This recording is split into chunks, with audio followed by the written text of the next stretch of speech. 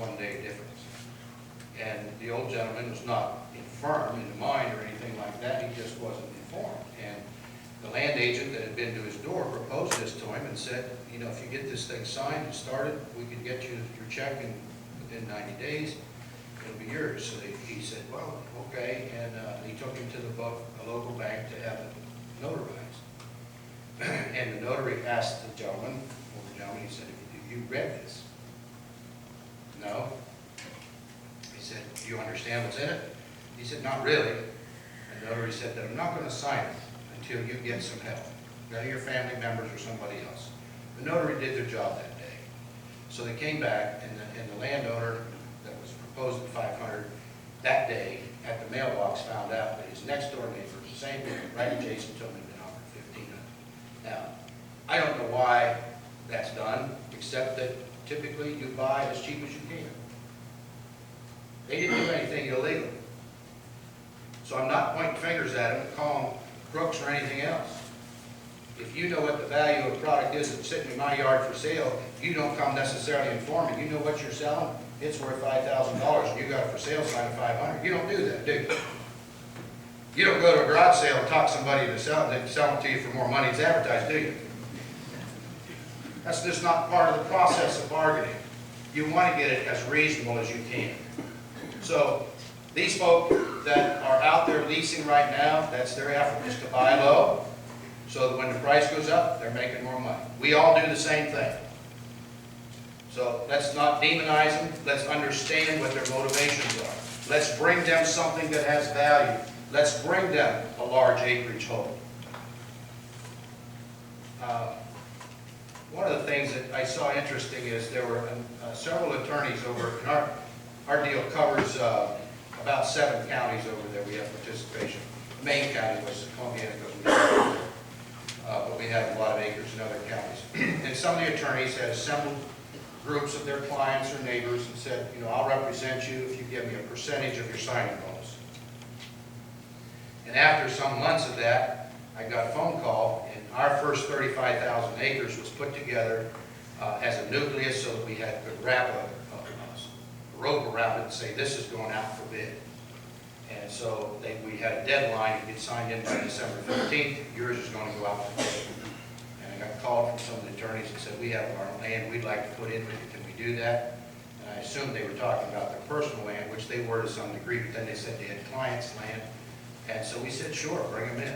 So we had a number of attorneys who found out that, you know, bargaining with a few thousand acres didn't get them the results. They hadn't been successful. They didn't get the landowner-friendly lease that they needed. So when they joined our group, I don't know how many we ended up with. There's quite a few that had various sizes. Some of them just released their people from the contract so that people didn't have to pay them. Others kept it on. You know, their people were going to pay them. We don't care. Get good coverage. That is, when I say coverage, what I'm saying by that is you need as many contiguous acres as you can. That's what has value to the driller. They want to be able to put drilled units together. It's not just acres. And understanding what a drilling unit is something that's very keen, and we need to understand that. So a lot of this information you're not going to get tonight, but you're going to be approached for smaller meetings. You need to sharpen wits. You need to reach out to other people that you know may not see here tonight, that you know are neighbors and friends.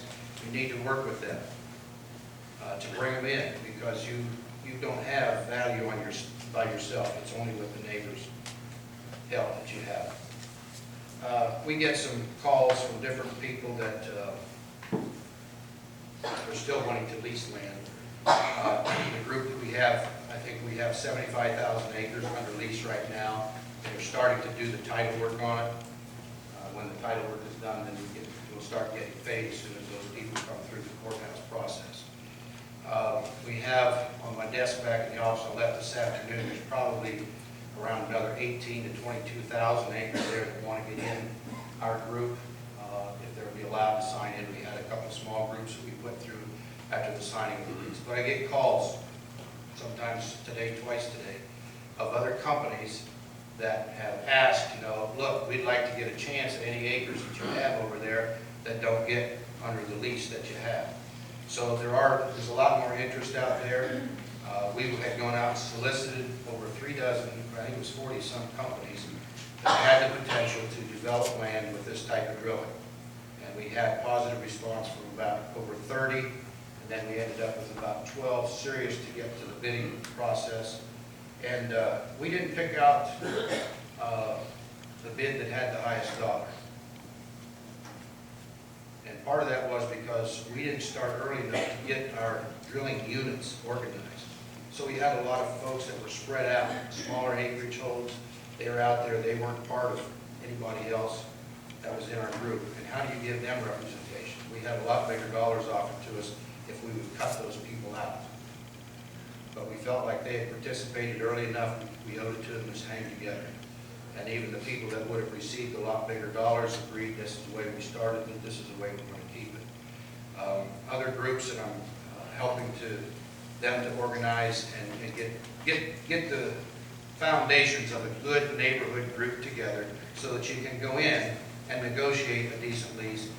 We've said, don't want to have to get in that corner if you don't have to.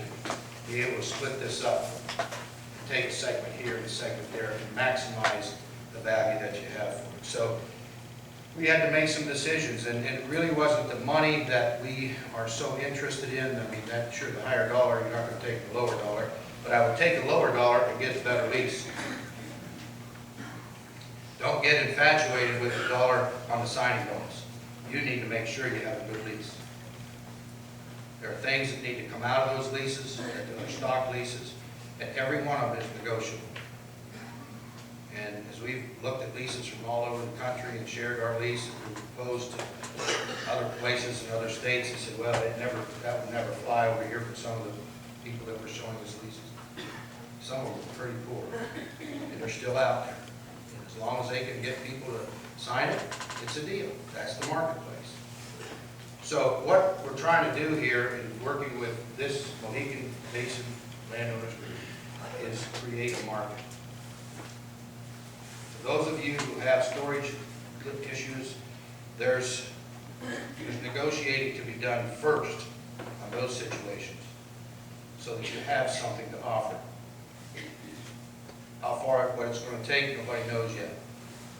We hope it's not a painful process.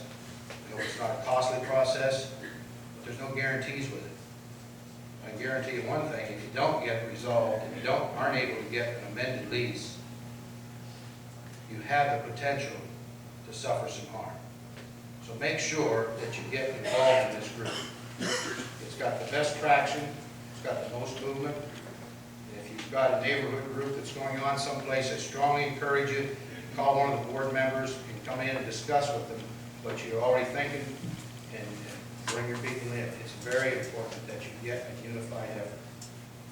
We, as I said, we want to be partners with whomever it is that we sign a lease. And I've said to folks in our group, we know that we're on the same page as a driller. How do you know that, Bob?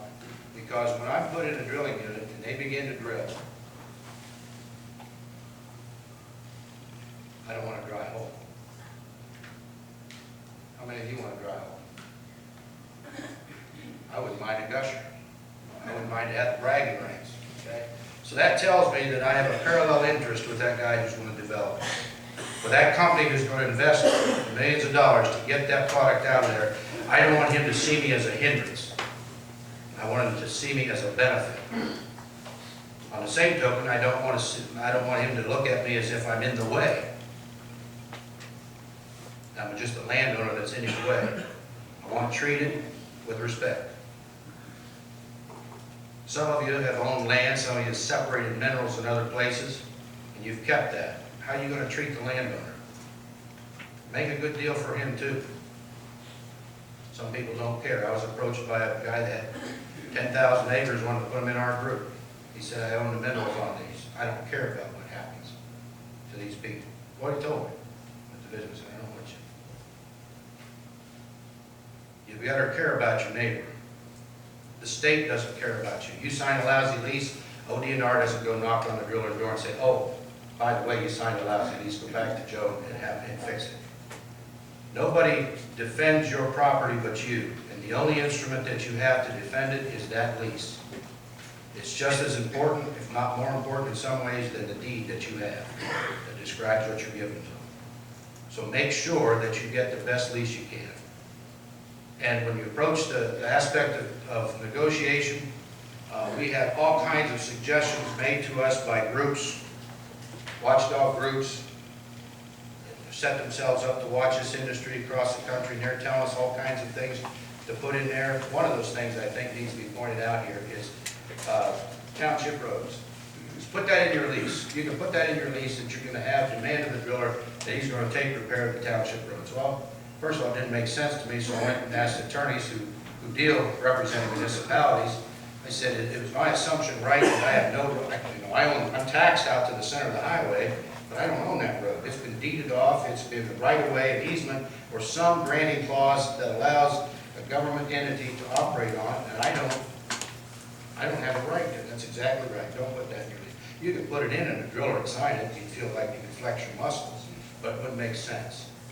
Let's make this thing so it's approachable to the driller. We don't want something unreasonable. Don't start out asking for the moon and saying, well, then I'll just take what's on the surface of the earth. Be reasonable. That was one of the guidelines that we started into our negotiation. We didn't want to be approached and seen as a ridiculous, unreasonable partner. And I think that was reflected in the negotiation that we ended up with. And we respect the company. We signed with Chesapeake. We respect them a lot for what they're doing in the industry. We are concerned about our roads. And so we've had a delegation from township trustees, and have spoken to them over the Pennsylvania side. They've got a pretty good reputation over there. And so we're going to, part of what we're going to do is our ALOB group, and joint with some others, is get in the room with all the township trustees in these affected counties. And the other potential drillers, the other folks that are here leasing land. And we can share with them the importance of how we'd like for them to approach this thing. If they're signing use agreements, restrictive clauses, or in repairs and so forth, we can know that up front. Again, it's important that the partners that we choose are going to honor agreements and honor the community in which we live. And I want to share one part that goes beyond this. What are we going to do now that our people are going to start to receive some checks, some bonus checks? We're concerned about our community over there. Columbiana County isn't a very big resource as far as manufacturing goes. This industry that's emerging here needs employees. They need welders, and they need other technicians to go with this. So we've got, part of our group is looking to bring a satellite entity over into eastern Ohio there and set up training centers. So we're going to set up a nonprofit charitable organization. And when people receive these benefits, they can reduce their tax burden a little bit by making a tax-deductible contribution to that charity. And our goal is, number one, I want to fix our problem. We can't get funding for some of the issues in the county that we should. So we've already approached them and said we're going to take the lead on this, and we're going to give the money to the commissioners and said, here, it's earmarked for agricultural extension service. Fund it. We want to put training sessions together so we can pay for scholarships for these people who need a welding certification, or they need training, or whatever other avenues there are. And the folks in our group that I have proposed this to, just to see what kind of reception I would get, we haven't had one negative comment. I've got people that have, one couple, older couple, said to me, we have more money than we could ever spend now. So we're going to get this, you get this put together, son, and we'll show you how much we'll put to this. They're all excited about that. You know what? This is a way to fix our communities. We're going to have the option to have money that we didn't know existed a year ago. What are you going to do with it? So let's think in terms of what, not only what you need in help today to get rid of a situation that you've got an old antique lease. I had one of our gals stand up in our group one time, and she held up a lease that was signed in 1906, I believe it was, by her great-great-grandmother. Written out in beautiful longhand form. They can't even find the well, but the operators of it claim, or the owners of that lease claim it's still in effect. You have no idea how long these go on. It was said in grandkids, it could go on longer than that. So we don't want to make mistakes. We don't want to sign away things that we shouldn't sign. We want to be reasonable. I want these people to prosper. I don't want them to come into this thing feeling like they're taking advantage of it. I don't think they are, but you know what I'm saying? Let's be reasonable. We as individuals can do that. And so we need to reach out to the community that's about us. There's folks that aren't going to get any of this sign-up bonus money. Some aren't going to get any royalty money. How are we going to meet their needs?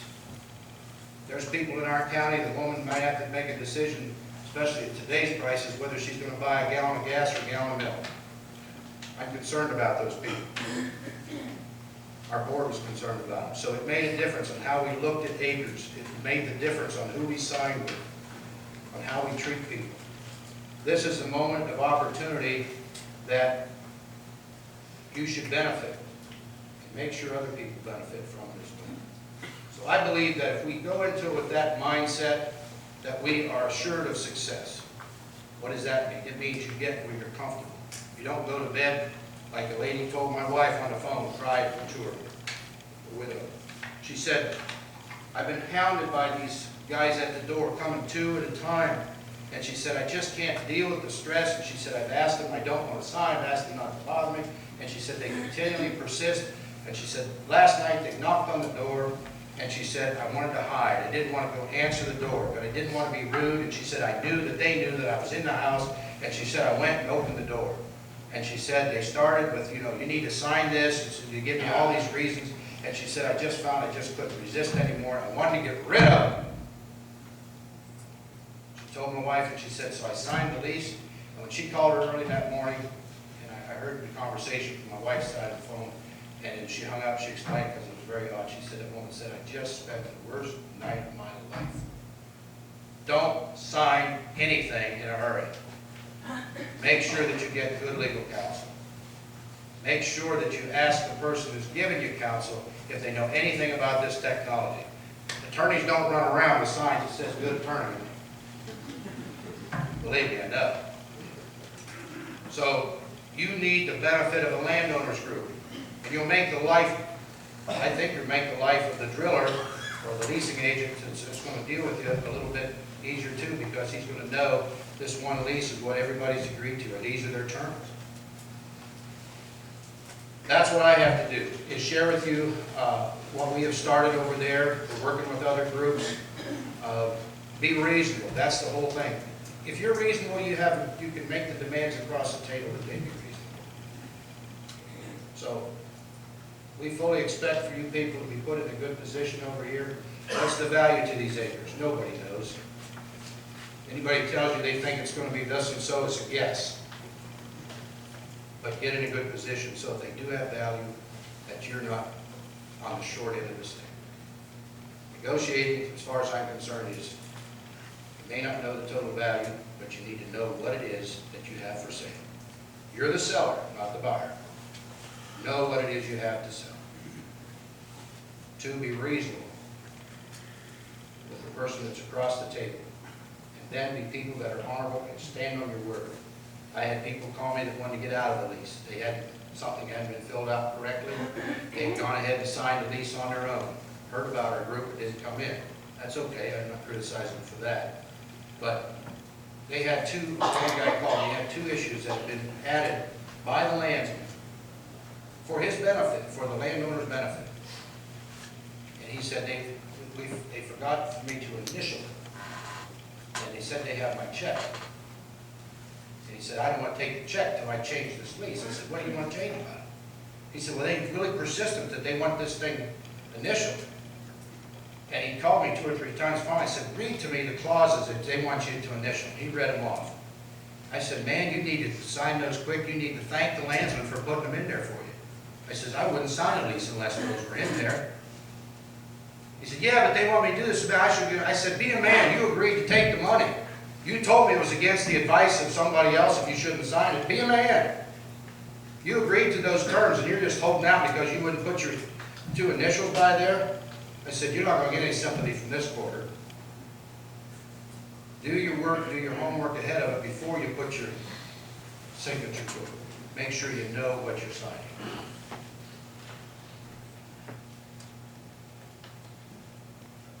I hope my testimonial here encourages you to join this group, close in the ranks, and get a fair deal, knowing what your product is. And we'll be looking at prospects here. Believe me, there's lots of money out there in this country. Calls every day, wanting to get in here to buy minerals, they want to get in here to lease land. They have all kinds of prospects out there. There's no shortage of money. There's all kinds of people with propositions out there. You need to be very selective, be very sure of what you're doing. Thank you.